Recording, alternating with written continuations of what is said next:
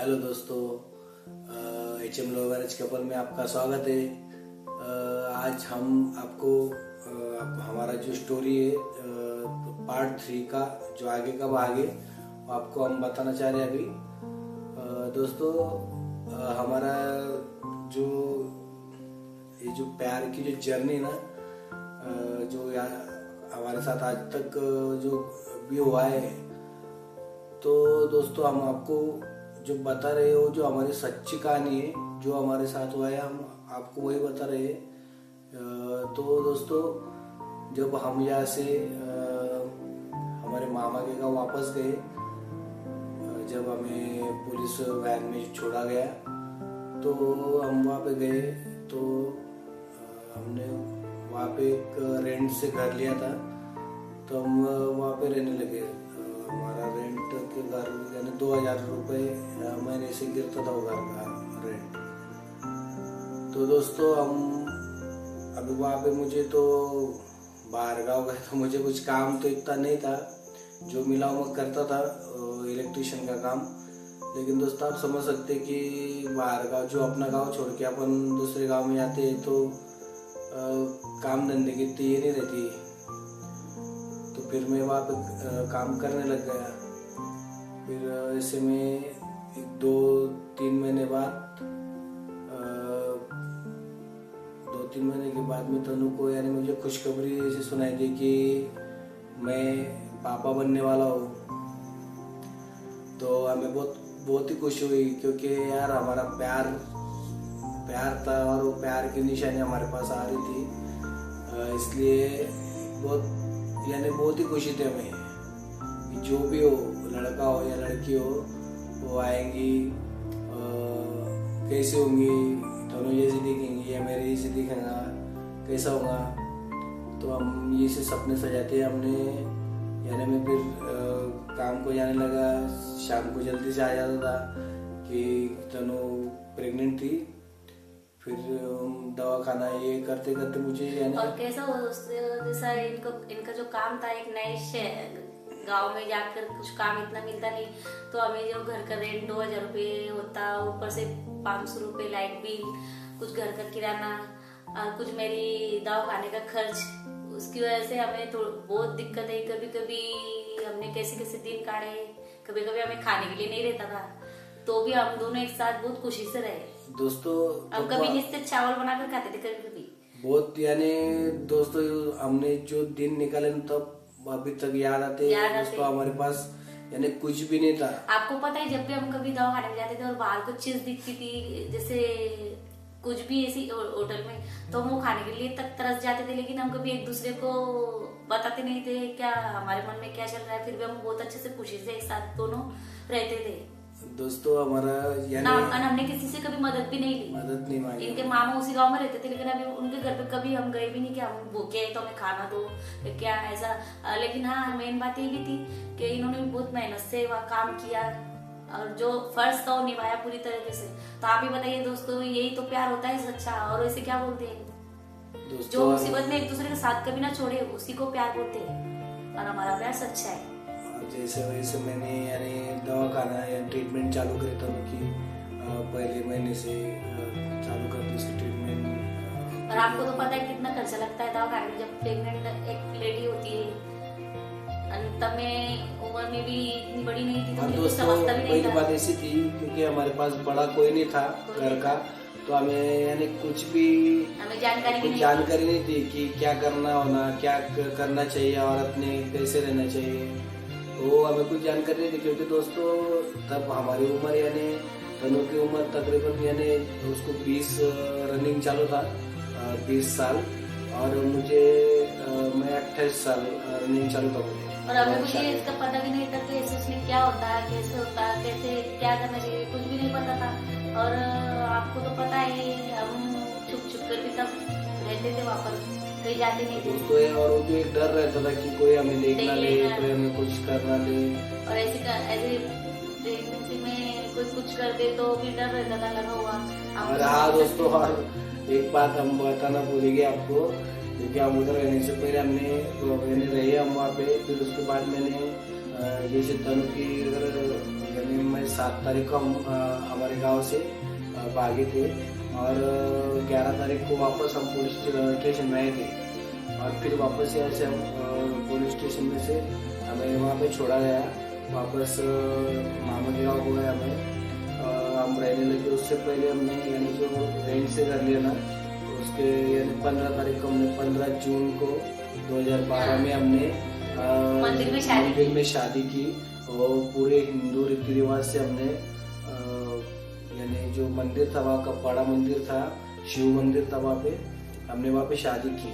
बड़ी शिवलिंग है वहाँ पर हमने शादी की। और आपको जानकर हैरानी हुई तब हमारी शादी वहाँ पूरी रीति रिवाज से मेरी सास आई हुई थी वहाँ पर, मेरे घर की मतलब इनके घर की फैमिली थी, मामा के घर की फैमिली थी, वो रीति रिवाज के हिसाब से हमारी शादी। तो हमने पंडित जी को बुला के रीति रिवाज से वहाँ पे शादी की पहले, और फोटोग्राफी वगैरह सब फोटो निकाले हमने। और हमने वहाँ भी 7 फेरे लिए। और अजीब बात ये है कि हमने और 7 फेरे लिए थे, हमने 7 और 7 14 फेरे लिए शादी। वो ऐसे कि हमने 7 फेरे पहले ब्राह्मण के सामने लिए और उसके बाद शिवलिंग थी एक बड़ी सी, जो मंदिर की सबसे बड़ी शिवलिंग, उसके आगे एक हवन कुंड था जो चालू था, तो हमने वहाँ भी 7 फेरे लिए। वहाँ हमने 7 और 7 कसने खाई थी कि हम साथ में रहेंगे, इसलिए हमने हमारी तरफ से हमने 7 फेरे लिए। तो यार लोग 7 यानी 7 फेरे लेते हैं ना यार, 14 फेरे लिए। 14 फेरे लिए। 14 जन्म तक हमें साथ में रहना है और उसके आगे भी जो और चलेगा 14 से जो भी होंगे जन्म तो हम साथ में रहना चाहते हैं। दोस्तों फिर हमने शादी की वहाँ से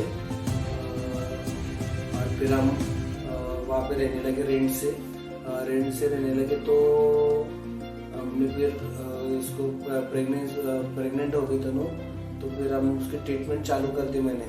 तो ट्रीटमेंट में ऐसा हो दोस्तों, हमारे पास तब यानी बाहर गांव दूसरे गांव के लिए हमारे काम नहीं चलते थे, मेरी पहचान नहीं थी कुछ। तो दोस्तों वहाँ यानी बहुत ही हमको दिक्कत आई, बहुत ही यानी इतनी दिक्कत आई। अभी सब चीजें बोल नहीं सकता इंसान, क्योंकि जो इंसान के साथ होता है वो सब एक एक चीज तो नहीं बता सकता, लेकिन ऐसे कुछ मोमेंट से हम बता रहे आपको।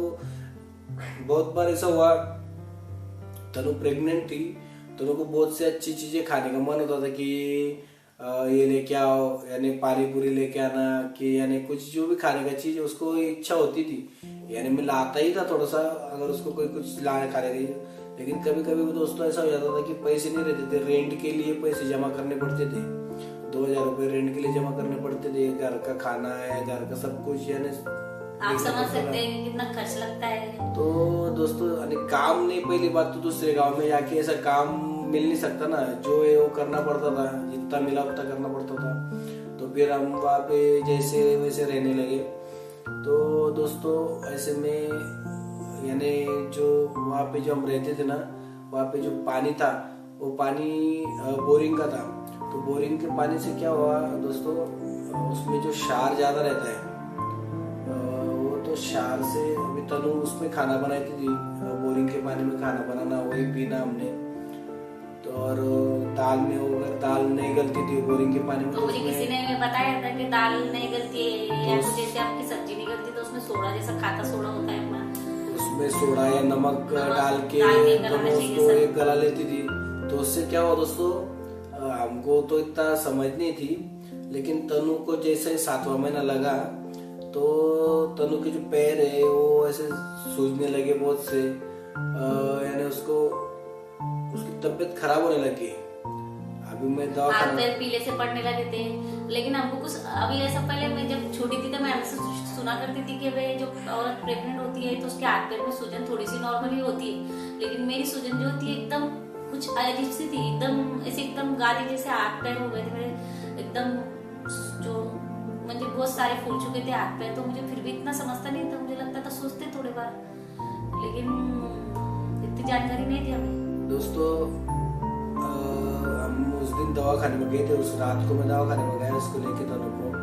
तो आज वो लेडीज मैडम थी, उन्होंने बोला कि इनका थोड़ा बीपी हाई हो गया है, तो मैं बीपी को बोला जो वो देते आपको, उन्होंने हमें बीपी को बोला दिए हमें। तो दोस्तों ऐसा हुआ कि जब हम रात को आए घर पे, घूम के तनु ने जो खिचड़ी रहती है वो फीकी खिचड़ी की थी उसके लिए, वो बोले मुझे अच्छी लगती, तो उसने वो खाई, गोली ली और सो गई रात को। दोस्तों सो गई तो सवेरे जब मैं उठा, यानी मैं थोड़ा लेट उठा था उस दिन, 8 बज गए थे मुझे।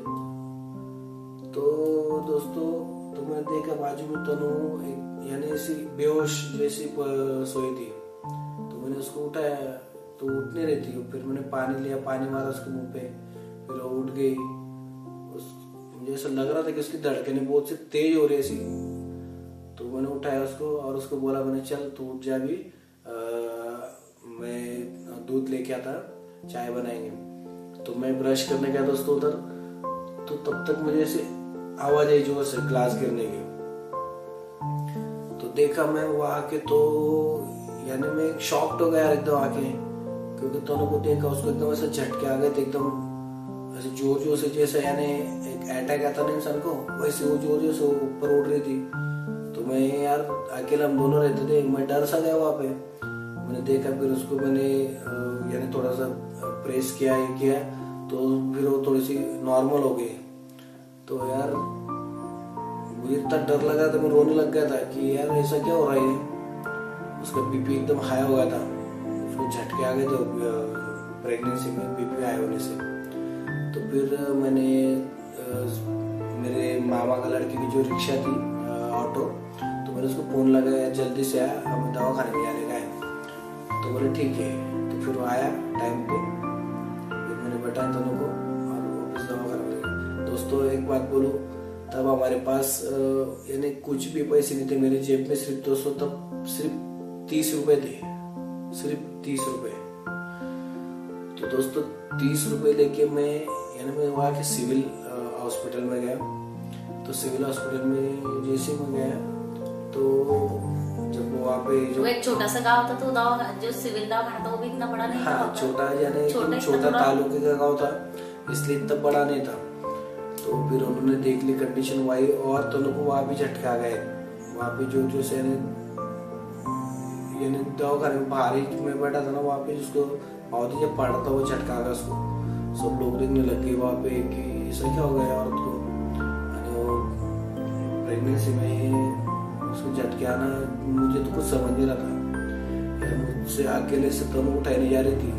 फिर 2-3 जनों ने उठाया, मैंने पेपर पढ़ा, उन्होंने बोले यहाँ पे कुछ नहीं होगा, आपको जिले के दवाखाने में जाना पड़ेगा। तो मैं यार मेरी यानी आप समझ सकते यार तब मेरी हालत क्या हो गई थी। तो मैंने तो वैसे एम्बुलेंस में उसको तनु को डाला एम्बुलेंस में, और इतने स्पीड में गए हम जोर से कि यानी वो तालुके से 1 घंटे में वो एम्बुलेंस ने मुझे हमें वो जिले में पहुंचा दिया दवाखाने में। और जब हम दवाखाने में पहुंचे ना दोस्तों, तो यानी उसको स्ट्रेचर पे डालने से पहले उसको और एक झटका आया, उसको तीसरा झटका आया। दोस्तों वो आज भी मगर यानी मुझे याद आता है ना, तो बहुत ही अलग थे वो दिन, ऐसा किसी के साथ नहीं होने को ना। फिर हम अंदर लेके गए तनु को, तो यार मेरे साथ तब कोई नहीं था, सिर्फ मेरे मामा का लड़का, यानी उन्होंने उसने एम्बुलेंस में बैठा दिया, और जो मेरी मामी थी वो हमारे साथ में ही थी सिर्फ। तो दोस्तों देखो हमारे साथ बहुत ही ये अलग ही हुआ था। तब दवाखाने में गया तो मैंने यार डॉक्टर को बोला यार क्या हुआ है देखो, तो बोले इनको झटके आ गया। बोले इन्होंने देखा था वहाँ पे कि दवाखाने में झटका है। फिर उन्होंने मुझे पूछा कैसे क्या हुआ, तो मैंने कि ये तनु ऐसे सो गई थी, फिर उसके बाद में उसको दवाखाने में एक झटका आया था और अभी एक आया। तो बोले इनको 3 झटके आ गए बोले अभी। तो देखो बोले आप यहाँ पे फॉर्म पे साइन कर दो बोले, क्योंकि ऐसे 3 झटके जिसको आ जाते बोले उसकी गारंटी नहीं रहती। मैंने ऐसा सुनते उनके डॉक्टर ये ऐसा क्यों हुआ उनके मेरे साथ, ने बोले नहीं ऐसा कुछ नहीं होगा, बोले आप वो ये कर दो फिर आप भगवान के हाथ में जो होगा बोले वो। तो दोस्तों मैंने जो दवाखाने में जो मंदिर था, गणपति मंदिर, वहाँ गया मैं। वो मंदिर में इतना रोया मैंने कि भगवान तूने जो मुझे दिया है मेरे नसीब से, उसको छीन क्यों रहा है मेरे से। मुझे मेरा बच्चा और मेरी वाइफ दोनों होना। तो देखो भगवान की माया, उसने मुझे तनु तो सही सलामत लौटा दी मेरी। लेकिन दोस्तों हमने हमारी बच्ची खो दी थी।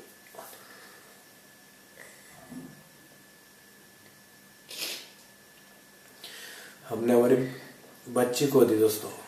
और उस टाइम ऐसा था, जब मैं 3-4 दिन के बाद जब मैं होश में आई, मैं जब सोच में थी तब मैं घर में थी, लेकिन उसके बाद मैं जब होश में आई तो मैं दवाखाने में थी। तो मुझे ऐसा, मैं जब ना समझती, मुझे इतना कुछ समझता नहीं था, तो मैं खुश होने लगी कि मुझे ऐसा लगने लगा कि 7 महीने में मुझे मेरी बच्ची का चेहरा देखने मिलेगा ऐसा।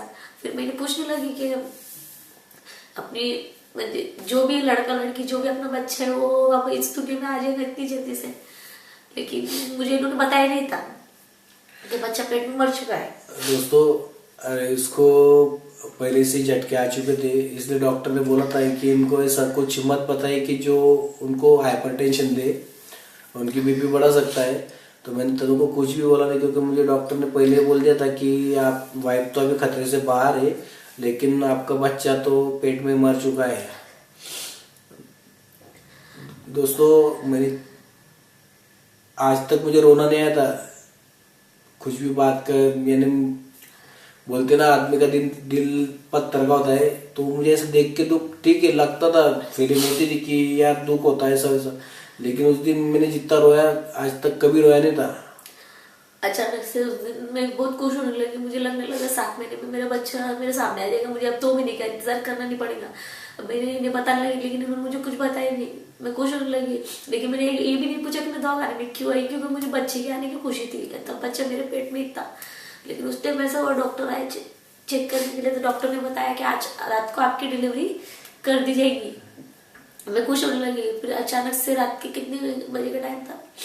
रात को दोस्तों उस दिन यानी 12 बजे के पहले 5 मिनट पहले 11:55 में वो हमारी लड़की हुई थी।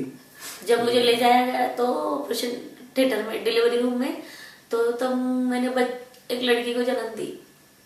लेकिन वो लड़की बच्ची रो नहीं रही थी, तब भी मुझे खुशी थी कि कुछ तो कारण हुआ होगा। लेकिन जब वो औरतें थी जो दवाखाने में थी, वो सब बोलने लगी कि मराठी में, जैसे मुली रडत का बनी, मुलगी रडत का बनी, आवाज इतनी रडायची, ऐसे थे वो सब बोलने लगे। तो मैंने थोड़ा सा गौर किया कि सही में बच्चा रो क्यों नहीं रहा। तो फिर मैंने नर्स से पूछा, जो नर्स के हाथ में मेरी बच्ची थी, कि क्या है, क्या हुआ, मुझे ऐसा लड़की है कि क्या है, मुझे बताओ। तो उसने कुछ नहीं बताया, वो सीधे लेके बच्ची को बाहर निकल गई, चली गई। लेकिन फिर भी देखिए दोस्तों, मैं 4 दिन से भूखी थी, लेकिन जब मेरी डिलीवरी हुई तब मुझे इतनी भूख लगी थी, इतनी कमजोरी से महसूस हो रही थी मुझे, लेकिन फिर भी मुझे कुछ देखना था बच्चा मेरा कैसा है। उसके बाद मुझे लाके बेड पे डाला गया, लेकिन मुझे वही खुशी की लाइक मेरी बच्ची को मुझे दिखाने के लिए। और दोस्तों उस दिन ये उस रात को जब तनु की डिलीवरी हुई, तब मेरी मम्मी वहाँ पे आई थी दवाखाने में। रात को आ गई थी मम्मी वहाँ पे, और मेरा बड़ा भाई और मम्मी वहाँ दोनों आ गए थे, और मेरे पापा भी आ गए थे वहाँ पे। तो दोस्तों मैं रात को यानी दवाखाने में, बहुत बड़ा दवाखाना है वो, तो मैं बाहर ऐसा सोया था, यानी नींद तो लग रही नहीं थी, लेकिन वहाँ सोया था मैं। तो तनु की डिलीवरी होने के बाद में मेरी आई ने मुझे बुलाने आई कि बोले तुझे लड़की अभी, यानी आई को भी बोला नहीं उन्होंने कि क्या हुआ, लड़की होगी इतना बोला सिर्फ कि वो जिंदा है या नहीं है दुनिया में, ऐसा कुछ बोला नहीं। तो मेरी आई एकदम खुशी में आई मेरे पास कि बोले उठ तुझे लड़की हुई है। तो मुझे भी इतनी खुशी हुई। बोले मैंने पूछा फिर आई को कि लड़की है ना मुझे, तो फिर कैसी है, बोले वो जिंदा है। बोले वो, मुझे इतनी खुशी हुई यार, ऐसा कैसे हो गया। तो मैंने जो वैसे ही रात को निकल के वहाँ गया मैं, तो वो नर्स यानी जो सिस्टर थी उन्होंने मुझे बोला कि बोले आपकी बेटी को पेटी में रखा है। मुझे ऐसा लगा कि यानी जो 7 महीने के बच्चे रहते हैं उनको पेटी में रखे जाता है, कांच की पेटी में, मुझे वैसा लगा। तो वो उन्होंने मुझे यार काम बोल दिया, रात को 1:30-2 बजे थे।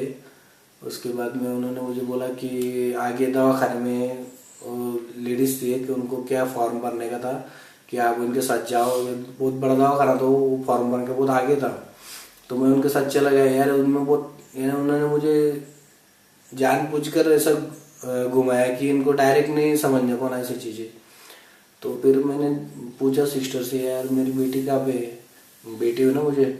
तो बोले वो अंदर है, बोले वहाँ पे पेटी में है। यार मुझे लगा वो कांच की पेटी में रखते हुआ, लेकिन वो पेटी में नहीं, जो मरे हुए बच्चे रखते ना वो लकड़े की पेटी में, उसमें उसको रखा था। यार मैं उसको देखा, मैंने इतनी स्मार्ट थी मेरी बच्ची, 7 ही महीने की थी, लेकिन बहुत बहुत ही स्मार्ट थी यार। उसको देख के यार मुझे कुछ ही समझा नहीं, क्योंकि मैंने पहली बार मेरा रूप देखा था यार। यानी मैं बचपन में कैसा होऊंगा मैंने देखा था उसमें मुझे यार। उसको तो रखा मैंने, ओनर सही बोले रख दो, बोले भैया बाद में हम आपको सवेरे आपके हवाले कर देंगे, बोले बॉडी। तो दोस्तों इतना रोया मैं बाहर आके, क्या बताऊँ, मुझे इतना रोना कभी नहीं आया था, लेकिन यार तो मेरे जिगर का टुकड़ा था यार, वो मेरे से अलग हो गया, तो मुझे रोना तो आएगा ना, कितना भी कठोर इंसान हो यार, दिल का टुकड़ा टूटता है ना, उसके समझता है यार। हमने वो हमारी जो फूल जैसी बच्ची ना, तब गवा दी हमने। मैं उस टाइम बेड पे इंतजार करती रही रात के 12-1 बजे तक। 1 बज रहा था, अब तो मेरी बच्ची लेके आएंगे, अब तो मेरी बच्ची लेके आएंगे, लेकिन उसके कुछ देर बाद ये लेके आए थे। वहाँ की जो औरतें थी, डॉक्टर थे, वो बोल रहे थे कि बच्ची मत दिखाओ, ऐसे लेके चले जाओ। वो उन्होंने बोला था मुझे कि जान दो उसको बच्ची मत बताओ, कि अगर उसको बच्ची बताएंगे तो उसे तकलीफ होंगी और यानी बीपी उसका और बढ़ सकता है, तो मत बताओ यार। मैंने सोचा जिसने उसको जन्म दिया उसको ना दिखाए, उसके बिना उसका अंतिम संस्कार कर दे, कुछ कर दे, उसको ऐसा चलता नहीं ना यार। जिसने जन्म दिया उसको जन्म दिया है ना, उसको दिखाना पड़ेगा ना उसको। तो मैंने डेयरिंग करके तनु को बोल तो दिया पहले कि यार अब अपनी बच्ची अभी दुनिया में नहीं रही, मैं उसको दिखाता यार। वो तो इतनी शौक थी कि उसको कुछ ही समझ नहीं रहा था। मैंने बच्ची लाके उसकी गोदी में रख दिया, वो बच्ची को देखती रहेगी। लेकिन एक बात ये थी, जब इन्होंने मुझे मेरी बच्ची को जब मेरी माटी पे डाला, तब भी बिल्कुल ना रोई, मैं एकदम सून हो चुकी थी। मुझे कोई आवाज नहीं, कोई भी नहीं, मैं सिर्फ उसको देखते रही। उसके बाल कैसे है, वो कैसे दिखती है, उसकी नाक कैसी है, उसके हाथ पैर कैसे है, ऐसी सोई, ऐसा हाथ रख के सोई हुई थी, आंखें बंद, उसके बाल इतने बड़े बड़े, 7 महीने की बच्ची के बाल इतने बड़े बड़े। मैं सिर्फ देखती रही। लेकिन जब फिर वो डॉक्टर बोलने लगे कि बस इतनी देर मत रखो उसको, कुछ भी हो सकता, उसकी माँ को बच्ची उठा लो वहां से। जब इन्होंने बच्ची लेके गए अंतिम संस्कार करने के लिए, तब मैं इतनी रोई ना दवाखाने में कसम से। लेकिन उस टाइम मुझे कोई करना भी नहीं था कि मैं रो सकूं।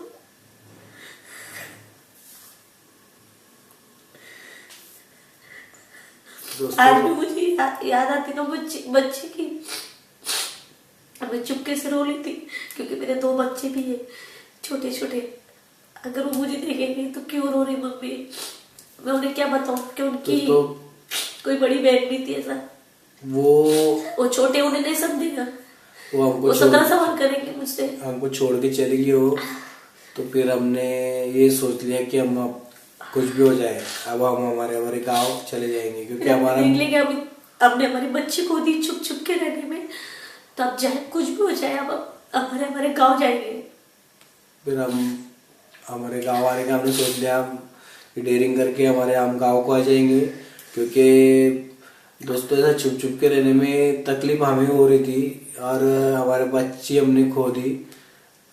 आज भी होती ना, हमारी बच्ची 9 साल की होती थी, आज मेरे पीछे फिरती थी, मैं जो काम करती थी वो काम मुझे करने लगती थी, छोटे छोटे हाथों से मुझे बोलती थी मैं ये भी करूँ मम्मी, ये भी करूँ, लेकिन वो चली गई।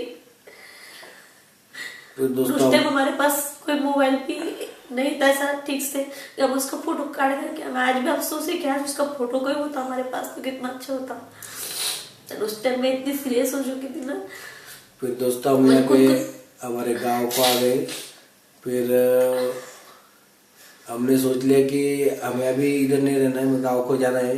फिर हमने जो PSI साहब थे उनको फोन लगा दिया, सोमेश साहब को। तो उनको साहब जो फोन लगा हमने, तो वो जब हम इधर आने लगे ना तब वो हमारे गांव को नहीं थे। तो उनको पूछ लिया हमने कि सर हमको अभी गांव जाने का है, हम जा सकते क्या? तो उन्होंने बोला कि ठीक है तू जा सकता बोले वहाँ पे, लेकिन एक काम करना, वहाँ पहले पुलिस स्टेशन में जाके एक रिपोर्ट लिखा देना कि हम ये गांव में भी रह रहे हैं, क्या हमको अगर कुछ भी तकलीफ हो या कुछ भी किसी की तरफ से कुछ धोखा हो तो पुलिस प्रोटेक्शन हमें मिल जाए। फिर हमने वैसा किया और हम यहाँ आ गए सीधे। और फिर यहाँ आने के बाद में मैंने वापस यानी जो कोर्ट मैरिज की प्रोसेस रहती है वो हमने की। फिर हम यहाँ पे रहने लगे दोस्तों। तो दोस्तों देखिए, जो लोग बोलते हैं कि आपने गलत किया, देखिए हमने कोई गलत नहीं किया, हमने प्यार किया सच्चा। और आपको और क्या बताया, हमने जो एक दूसरे के साथ रहे, हम भूखे भी रहे, प्यासे भी रहे, हमारे पास कभी अच्छे से खाने के लिए नहीं रहती थी, फिर भी हमने एक दूसरे का साथ नहीं छोड़ा।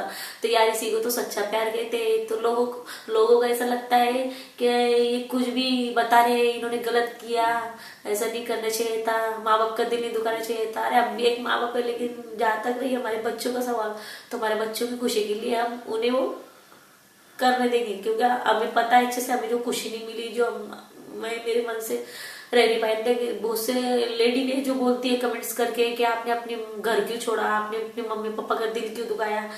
तो देखिए दोस्तों, मैं शादी से पहले अपने मम्मी पापा के पास नहीं रहती थी, मैं अपने बड़े पापा और बड़ी मम्मी के घर पर रहती थी। और वो वहां पर मैंने क्या क्या झेला है और मैं किस तरह से रही हूँ, आप अगर सुनोगे ना तो आपको भी गुस्सा आएगा सच में। उस घर में इतनी पाबंदियां थी ना कि कोई भी जानवर भी उस घर में नहीं रह सकता, सच में बोल रही हूँ मैं आपको दोस्तों। और उन लोगों ने मुझे नहीं, मेरे मम्मी पापा को तक त्रास दिया है। जाति धर्म के नाम पे अगर जो बंधन रखे कोई लड़की लड़के को यार, तो वो गलत है।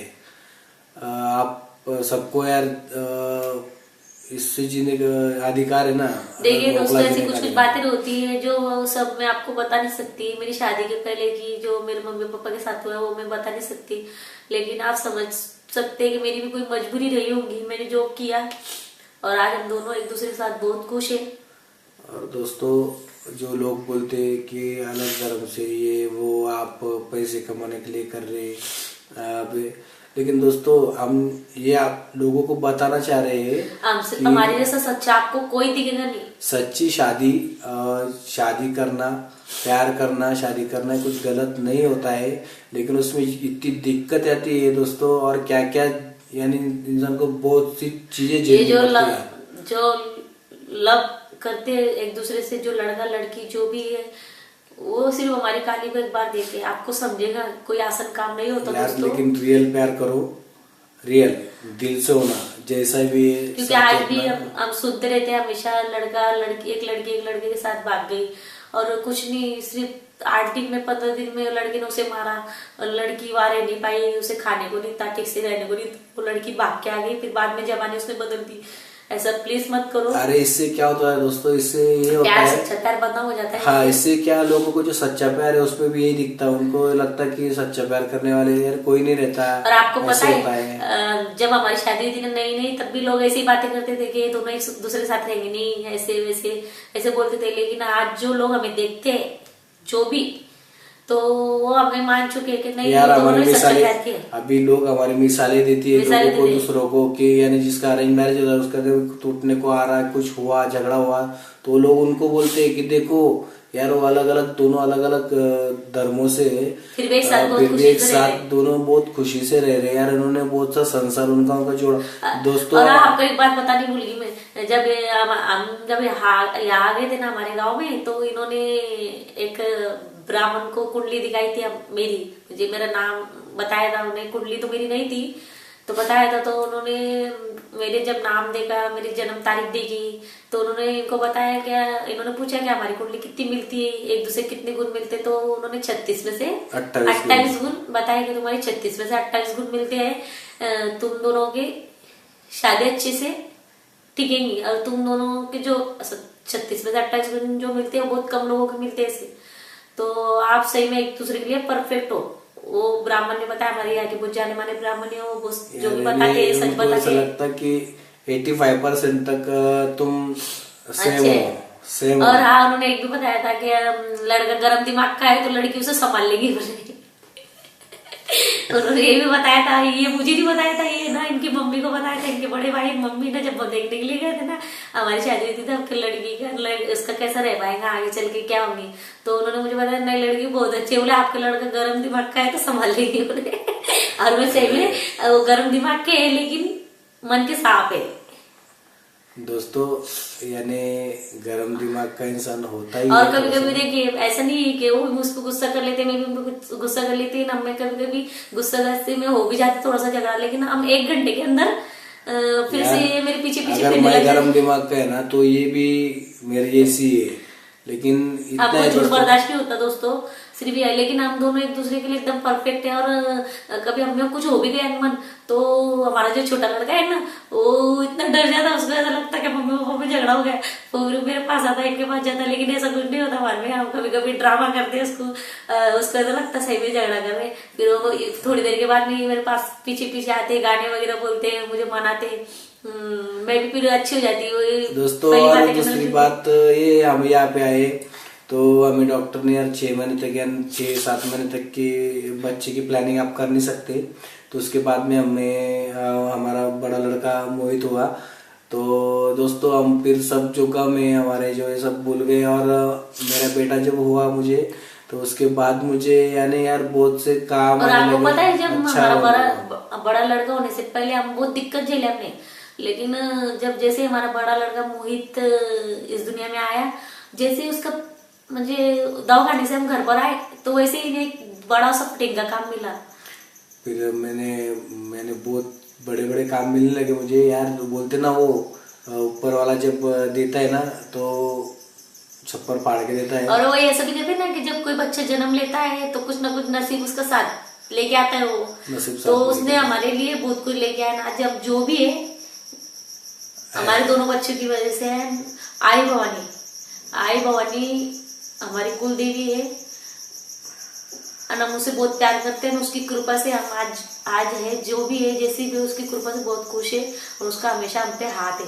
इसके आगे के लिए, आगे जानने के लिए आपको आगे का वीडियो देखना पड़ेगा।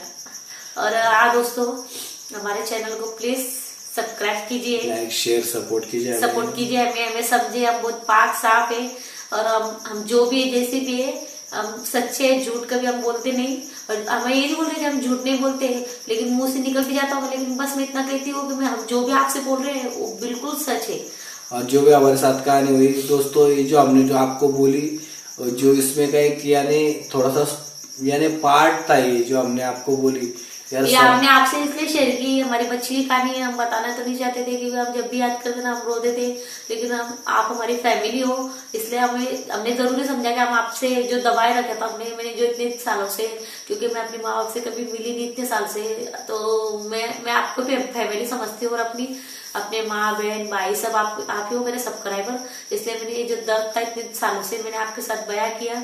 इसलिए प्लीज हमें सपोर्ट करें, सब्सक्राइब करें, कमेंट्स करें। आणि मित्रांनो, तुम्हाला जर आमची मराठी ऐकायची असेल, पण कसं आहे मित्रांनो, बाकीचे सबस्क्रायबर आहे कोणाला मराठी नाही समजत, हिंदी भाषा कसं असते ही सर्वांना समजते, त्याकरता आम्हाला हिंदीमध्येच व्हिडिओ करायला म्हणजे लागतात आणि आवडतात। आम्ही एक व्हिडिओ करू मराठीमध्ये, पुढे याच्या पुढे करू, आणि बघा माझी मराठी थोडी कच्ची पक्की आहे, पण मी भरपूर आणि शिकलेली आहे. हिची मराठी कच्ची पक्की आणि तिने पण माझी मराठी पण आणि हिंदी दोन्ही खराब करून टाकले. कारण आमच्या दोघांची हिंदी मराठी दोघी काही खराब होऊन गेले. आता मी काय करू मित्रांनो, तुम्ही सांगा मला. जे माझी कारण मुलं आहे माझी ती मराठी मुलं- बोलतात. आमची मुलं पण तसंच बोलतात. ते म्हणजे तो लहान मुलगा आहे ना माझा सोहम, तो पण म्हणजे मराठी बोलता बोलता काहीतरी हिंदी शब्द बोलून टाकतो. तनू पण तसंच करते. तनू मराठी म्हणजे भरपूरशी मराठीच बोलते आता. त्याच्यामध्ये कधी हिंदी शब्द कोणता वापरून घेईल, कधी हिंदी बोलताना मराठी शब्द वापरून घेतात. जशी दादा म्हणते ना म्हणजे म्हणजे आणि म्हणजे ती हिंदीमध्ये पण म्हणजे म्हणते. त्याला मित्रांनो, तर आता मी पुढच्या व्हिडिओमध्ये आपल्याला भेटू. तर प्लीज आमच्या चॅनलला सबस्क्राईब सबस्क्राईब करा, आणि कमेंट्स करा, कमेंट्सला लाईक करा आम्हाला लाईक करा, आमच्या चॅनलला शेअर करा आणि तुमचं प्रेम आमच्यावर असंच बनवून ठेवा मित्रांनो. आणि तुम्ही खुशीत राहा, तुम्ही आनंदी राहा आणि पॉझिटिव्ह कमेंट्स द्या आम्हाला. कृपया करून जे पण असे वाईट कमेंट्स किंवा त्यांना असं वाटत असेल काही, प्लीज मित्रांनो ते कमेंट्स फक्त तुमच्या पुरता राहू द्या, आम्हाला देऊ नका. आम्हाला द्याल तर चांगलेच कमेंट्स द्या. मन दुखते मन दुखतं आणि जर तुम्हाला कोणाचं मन दुखवायचं नसेल मित्रांनो तर असं प्लीज करू नका. और हाँ प्लीज दोस्तों हमें सपोर्ट कीजिए, सब्सक्राइब कीजिए, हमारे चैनल को ज्यादा से ज्यादा शेयर करें. आप खुश रहे, आनंद से रहे, खुशी से रहे आपके परिवार के साथ. आप हमारी दुआ आपके साथ है बस. और हमारे सब वीडियो पूरे देखिए प्लीज पूरा देखिए. जय श्री जय श्री राम, राम, जय शिवराय, जय श्री राम दोस्तों.